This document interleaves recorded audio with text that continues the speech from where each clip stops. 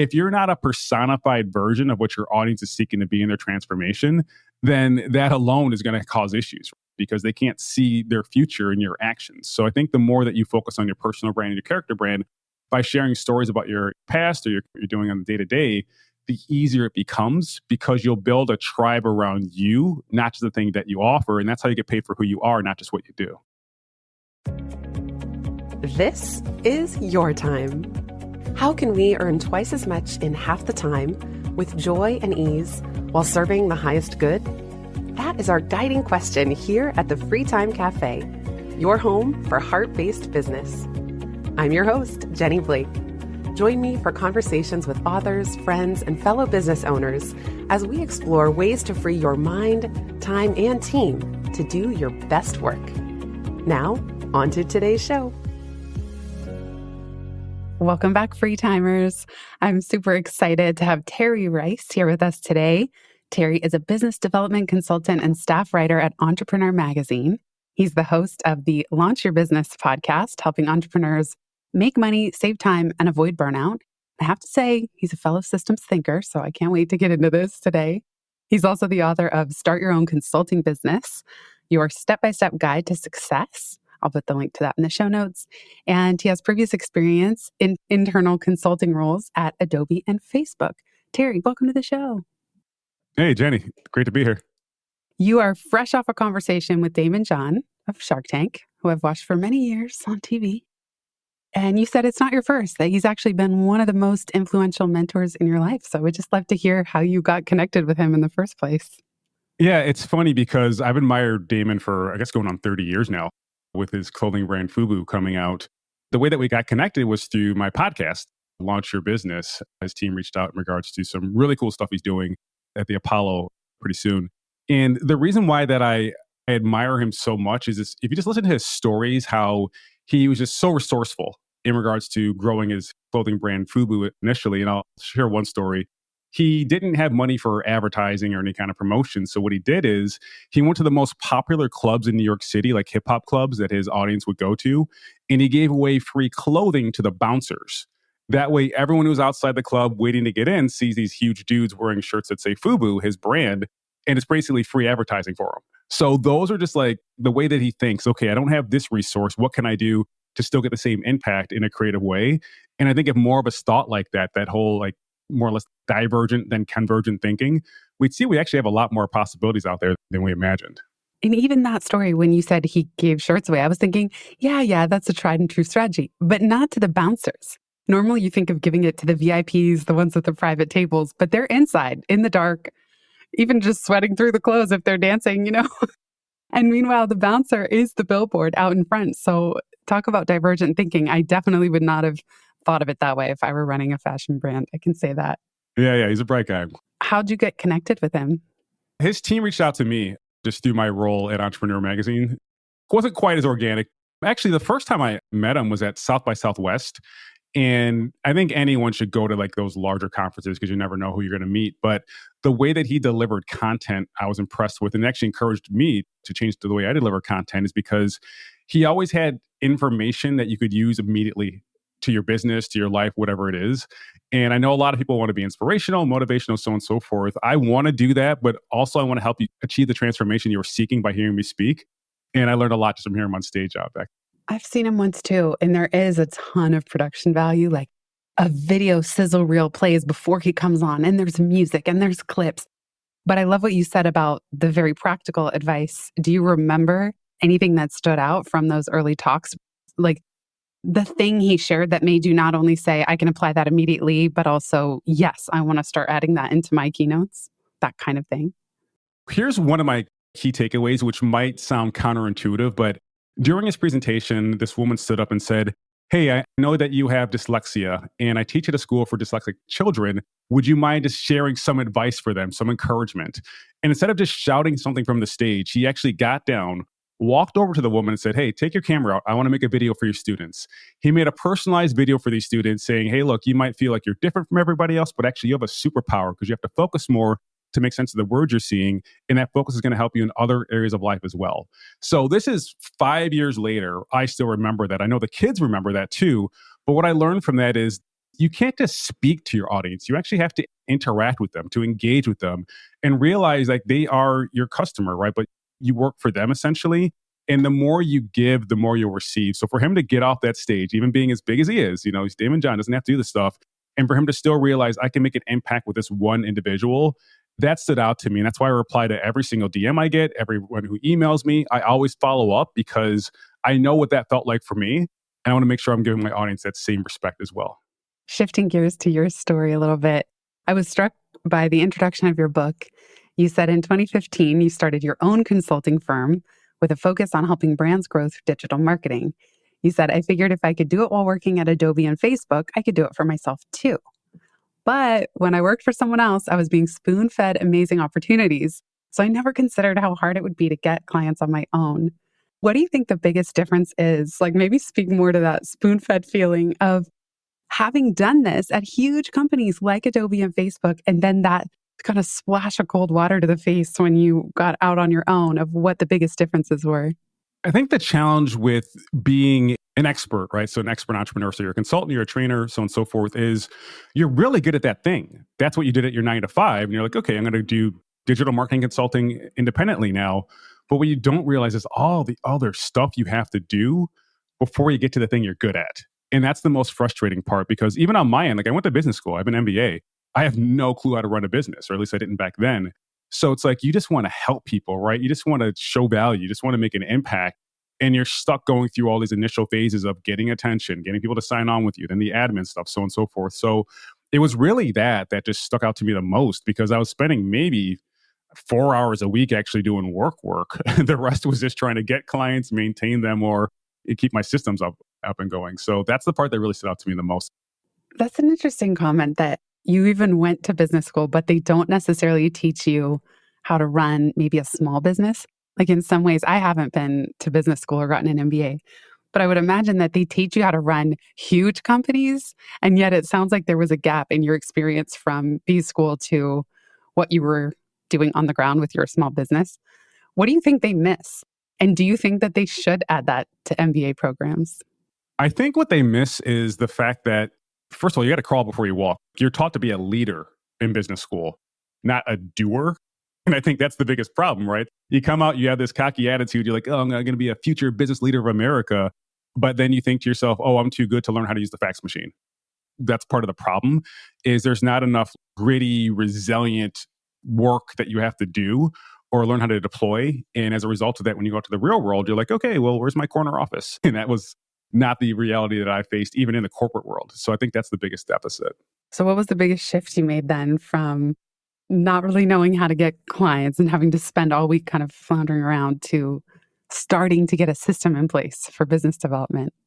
It goes back to Daymond John, actually, and learning how to borrow other people's audiences. You don't have the money to pay for ads. You have to borrow someone else's audience. First of all, I messed up and then I found a solution. So I'll tell you both parts of the story.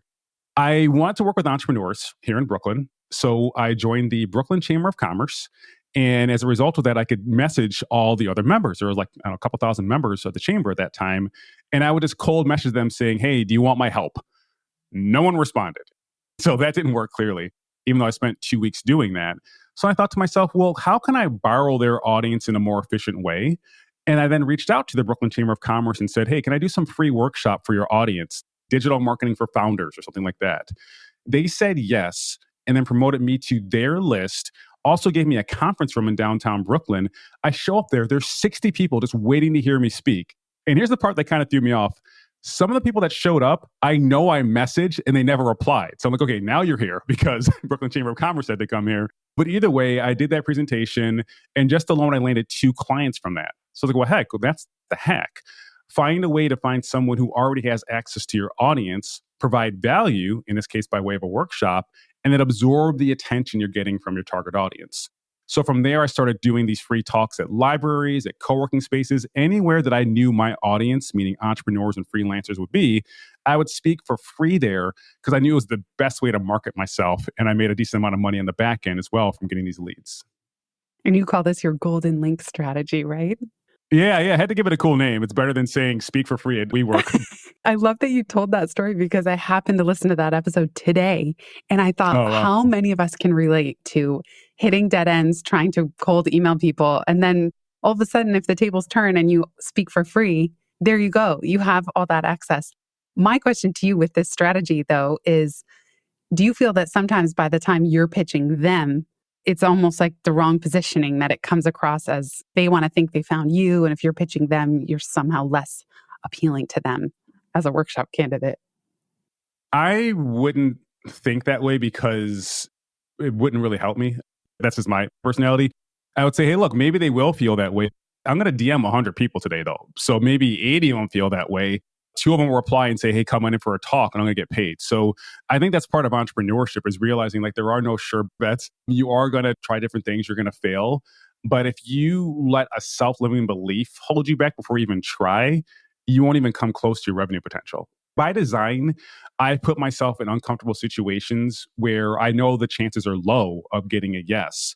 So maybe it's like a contract for like $100,000 for, like some kind of speaking engagement or something like that.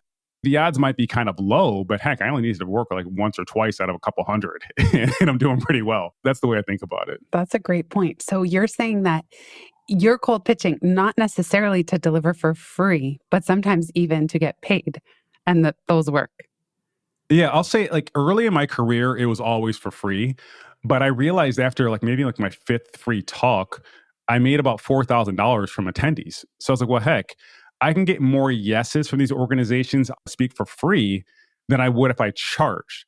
So if I do 10 free talks and I make whatever $40,000 from it, that's better than me pitching 100 people to get a paid talk, maybe getting one yes. I ain't going to make $40,000, especially back then. So I think initially your goal is just to get on stages as often as possible, not worry about getting paid so much. And then from there, learn how to make money from the audience.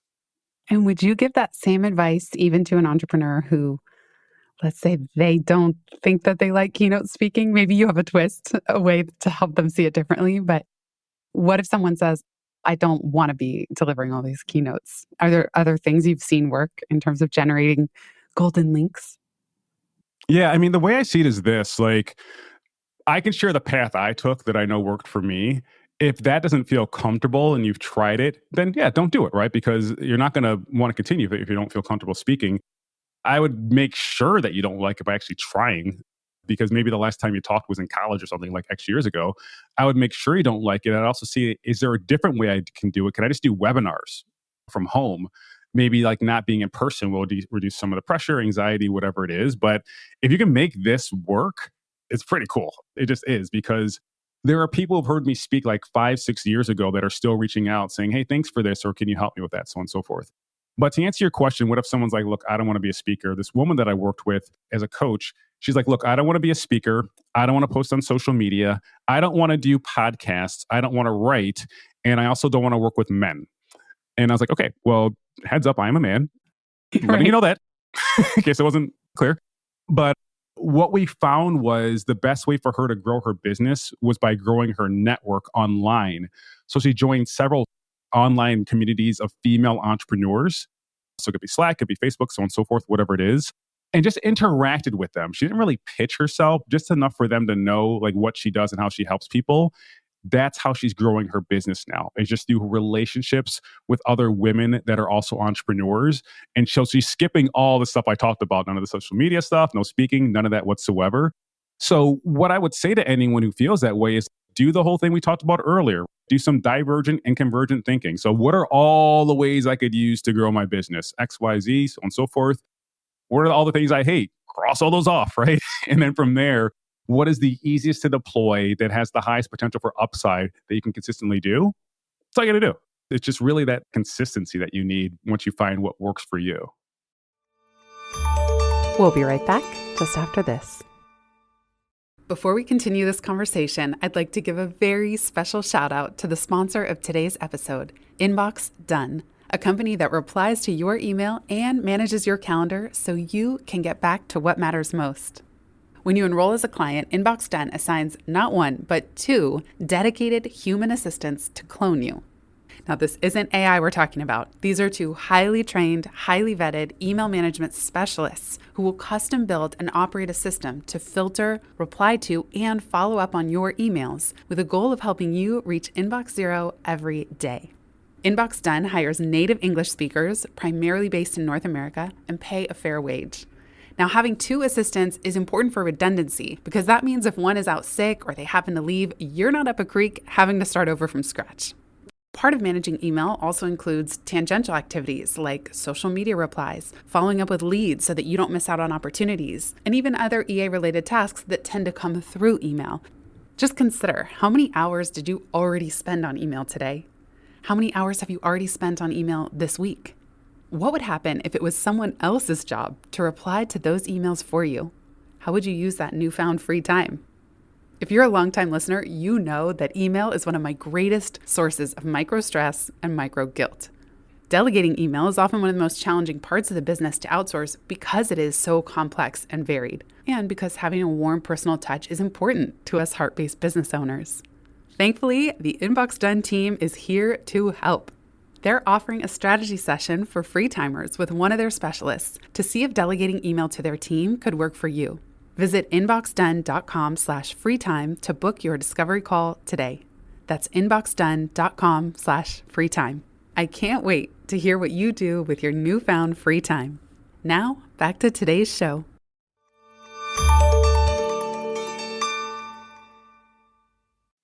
That part speaks to your love of systems and process. What have been some of the game changer systems that you've put in place around business development, turning it from ad hoc, just kind of random outreach as you feel like it, to what you describe as having prospects continuously reaching out to you and being the ones to ask you, hey, do you think you could help me? And just kind of turning the tables there. What have been some of your favorite implementations? One simple thing to remember is this: biz dev before branding. Why am I saying this? Because I see people exhaust themselves trying to create content on social media to build their brand. So they're making all these reels, they're dancing on TikTok, they're doing all this random stuff. Great, do that. It's a good idea. But whenever you're posting on social media, end of the day, you're hoping your target audience sees it. You're hoping they understand what you do, and you're hoping they reach out to you, right? Hope is not a strategy. So what I would say is, yeah, sure, eventually, create this amazing content, but also do biz dev. Like literally reach out to someone and say, would you like to pay me money for my services?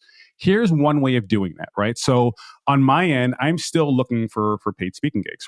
I'm not speaking every day. I'm not getting flooded that much. So what I did is I identified event planners who work at companies that I want to speak at. So maybe they have at least 1,000 employees, doing at least $5 million in revenue, and they're based here in the US. I can take that persona more or less, and I'm using a tool called Apollo.io, which essentially allows you to contact people that fit that persona. And instead of me just emailing them and saying, hey, do you want to book me to speak? I'm actually going on LinkedIn and interacting with their content there to build a relationship. And then eventually I'll pivot to saying, hey, by the way, if you need speakers for your upcoming events, I got you, right? That same strategy I just talked about will work regardless of what you're trying to do.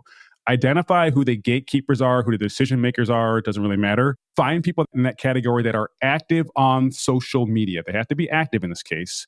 Comment on their post. But when you comment, don't just say, great post. Ask a question, because when you ask a question, that starts a conversation. You can go back and forth. Eventually, that conversation goes to DM goes to Zoom, and all of a sudden, they're a client or a partner. That's all you got to do. It's really simple. It just takes discipline. Fascinating. And do you have a goal of how many of these you're trying to do every day or every week? Right now, I set a goal for myself of doing 100 per week. And this is just DMs. This is not my email outreach that's already running in the background. Just 100, because I want to see what happens. And the reason why is I have to feel comfortable doing things that feel uncomfortable, especially for my audience, because I have to say, look, I'm not just telling you something I read in a book. I learned it, I lived it, now I'm teaching it to you. So there are times when I'm doing stuff, I'm like, man, I don't want to freaking do this. But I know I have to be authentic for my audience and try it out. So it'll be an experiment. We'll see what happens. I'll write an article about it and share some of the key takeaways. But yeah, I'm upping it to 100 just to see what happens. With that much activity, I could imagine that you've learned some lessons already along the way about especially these moments of moving from open comments on something they create into the DMs, and then from DM to a meeting. That seems like a crucial leap that you kind of want to get right, and you don't want to give somebody the ick. So I'm curious, have you had interactions where you could just tell in hindsight, shoot, I messed that up and here's why, and then what you have adjusted to do differently? Whenever you project lack or scarcity, that's when things aren't going to work out too well, because normally the people who can help you the most have the most requests for their time or assistance. So you want to practice strategic patience and realize, look, this might not come to be for like, 3, 4, 6, 9 months, whatever it is, but I'm going to start now. And that way, X months later, I'll start reaping the reward for this. And the cycle just keeps on continuing, right? So month one, you reach out to 100 people. Month two, it's another 100 people, so on and so forth. The month one people might not turn into anything until month 9. But as long as you continually do it, you're always going to have a steady flow of people coming in that want to work with you based on this approach. That's really it. Just not being too thirsty, to be honest. And I also like trying to find an opportunity to give first. And this is going to be a very ridiculous example, but one potential speaking engagement I was working on for a while. And the way that I actually got the yes from it was by pointing out a slight typo on their website. I was like, hey, by the way, you spelled entrepreneur wrong. Super easy mistake to make. I do it all the time when I write for entrepreneur. Just want to let you know so that way you're presenting yourself in the best light that you deserve to do, right? That alone, just giving first, was the tipping point. So if you can find a way to solve a problem for somebody before you even ask for anything, that usually yields better results. Another thing I like doing, and I don't want to go too far on a tangent, is this. If that person or organization has a newsletter, subscribe to it. Subscribe to it and reply to their newsletter. You're much more likely to get a response responding to someone's newsletter than you are from a cold DM. So just go that deep into your journey of building this partnership with them. So to the point where you feel comfortable, yes, reading their email, yes, replying, so on and so forth, knowing you won't get an immediate impact from it, but you're building a valuable relationship. So again, that's strategic patience. What's so good about that is that you can't always find their email online, but there are a lot of people that publish newsletters. And for me, I have a few newsletters. I don't get as many replies directly to my email as people might think. And on Substack, it's very easy to comment. And it does create a little deposit in that person's bank account because they think, oh, wow, this person took the time to leave a comment. Or I too have gotten to know readers because they reply letting me know about typos. And I'm always so grateful. Like, you really just helped me fix something that was a broken link or a typo or something that was confusing. And I feel like that's such a gift. Yeah. Again, it's like if you just think, what can I create with this person instead of what can I take from them? Like just that mindset shift alone will help you build more powerful relationships and a better network. So well said. What can I create with this person? And what do you think some of the most common mistakes are when it comes to business development or landing business? So one of them is being impatient. Another one might be projecting lack or scarcity. I'm curious how you see that manifest in a way that people might not realize. Any other big ones that you see with your clients that you have to break them of some bad habits, even if they're many years into running their business? I'd say it's not having a good offer, to be honest. I mean, some of the pitches I see are just like about the service. Like, we help entrepreneurs create 50 pieces of content per week for just $50 a month or whatever. And it's like, that's not an offer. Like, that's a thing. So the offer is, hey, would you like to be recognized and rewarded for your expertise? We have a solution for you we'd like to talk to you about. That's the way you would phrase it. So it's almost like you're too close to the service sometimes to communicate to your audience in a way that they'd want to hear it and learn about it.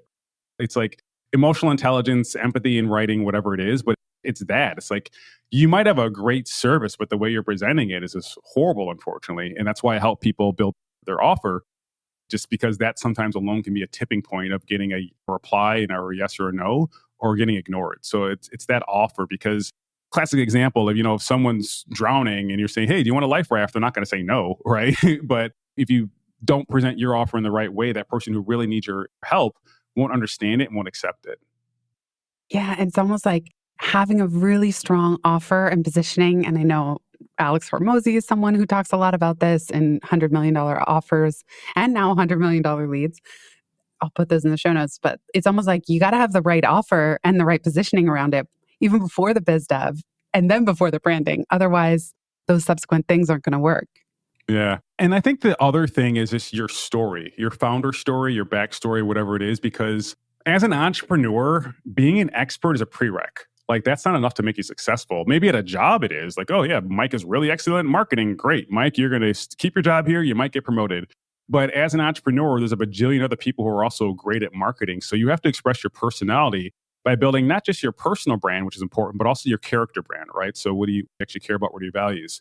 And I think the more you put effort into that, the more you make yourself more unique in the marketplace. Because often when people work with me, They might want help with either their business or their mindset or their routines. That's normally what it falls into. But they'll say things like, I reached out to you because I see that you're very active with your family and your kids. I have 4 children. Or they'll say, look, I don't know how you speak on stages, have a podcast, have 4 kids, and still work out like that. Like, how can I do that? If you're not a personified version of what your audience is seeking to be in their transformation, then that alone is going to cause issues because they can't see their future in your actions. So I think the more that you focus on your personal brand and your character brand, by sharing stories about your past or you're doing on the day to day, the easier it becomes because you'll build a tribe around you, not just the thing that you offer. And that's how you get paid for who you are, not just what you do. I love that you brought up your 4 beautiful kids because one of the principles at Free Time is setting time free through systems. Like, what small steps can we take today to free our time far into the future? And I think that business owners need that as much at home as in the business itself. Like, oftentimes the business is the fun part, and a lot of adulting is really annoying. And with 4 kids, that's a lot of logistics that you're juggling. So I'm curious, what systems have you implemented on the home front that are allowing it all to flow relatively smoothly? My whole day is scheduled in advance. And I'll give you a few examples. So, like, I create content, right? I'm a writer, I'm a podcast, so on and so forth. And I did an audit and I realized I need at least 12 hours per week to write content. So that is blocked off on my calendar already. And it's blocked off in the morning because that's when I'm most creative. I don't always know what I'm going to be writing those time blocks, but I know I need that time to create content. Then I also schedule in breaks for checking emails, also learning, interacting with online communities, so on and so forth. But the most important thing in regards to family is the back half of the day.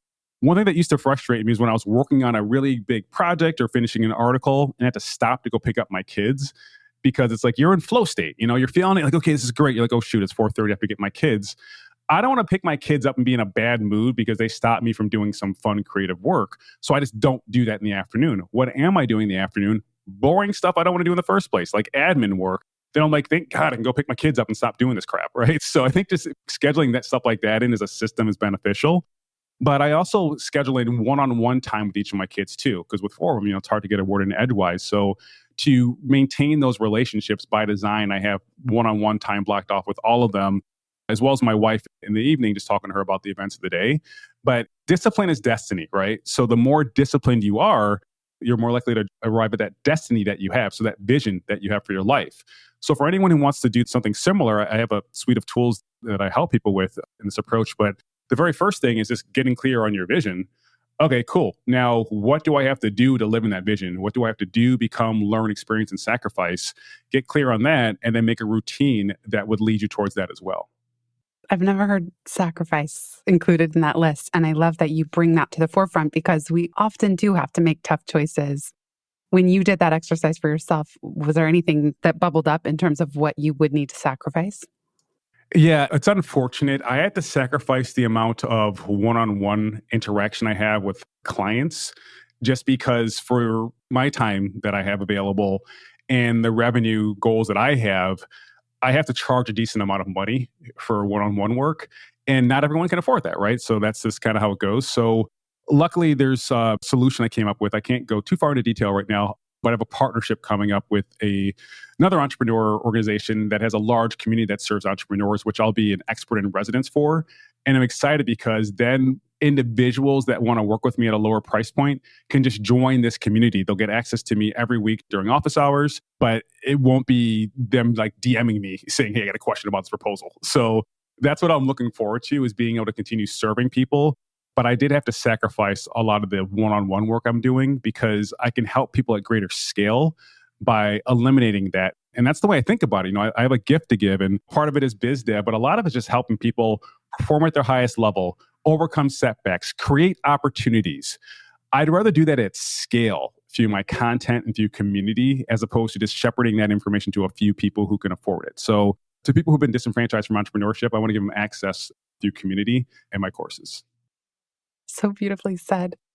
Last question as we wrap up. If you could give fellow business owners permission to do something differently or drop something altogether, what would it be? You need to be unreasonable. And I think this will encompass a lot of key takeaways that I've been sharing. Be unreasonable. One of my favorite quotes by George Bernard Shaw is, reasonable people adapt themselves to the world. Unreasonable people expect the world to adapt to them. Therefore, all progress is made by unreasonable people. So if you want to make progress, you have to be unreasonable, right? Go from needing to wanting. I don't need to make $1,000 this month. I want to make 100,000, and with no justification why. I just want to. It doesn't have to be reasonable. I just want to. Make that your North Star, not just maintaining or slightly improving like in a linear fashion. Go exponential, right? So just be unreasonable, because what you'll do is you'll find other people have already laid the path to success, because success leaves clues. There's so many other visionaries that were unreasonable as well, yet still found success. So why shouldn't it be you as well? I love that there's two permission slips in there: be unreasonable, and also permission not to even have a reason why you want what you want, or you set the goals that you want to set. I love that. Terry, this is so fun. And I know there's all kinds of places people can get in touch. I'll put the link to your book and podcast in the show notes. Is there anywhere else you want to send people? Yeah, the best place would be my podcast, Launch Your Business, where I have really great conversations with people, including Daymond John, who you'll hear pretty soon on it. Awesome. Thank you so much, Terry. And big thanks to everybody who's here listening. If you've listened this far, you get a gold star. Thank you. Word of mouth is the most joyful way we can grow this show, and it helps us land interviews with the luminaries and insightful guests that you would most love to hear from. Please send this episode to a friend who might find it helpful. And for show notes and related links from this episode, visit itsfreetime.com. While you're there, make sure you're subscribed to the Time Well Spent newsletter. You'll get instant access to my tech toolkit, a continually updated list of all the software I use, along with the total monthly spend to run my business, where no one works full-time, even me. Visit itsfreetime.com/join. Remember, you are running the show. It's time for radical reimagining, and everything is up for grabs. Let it be easy, let it be fun, and build with love.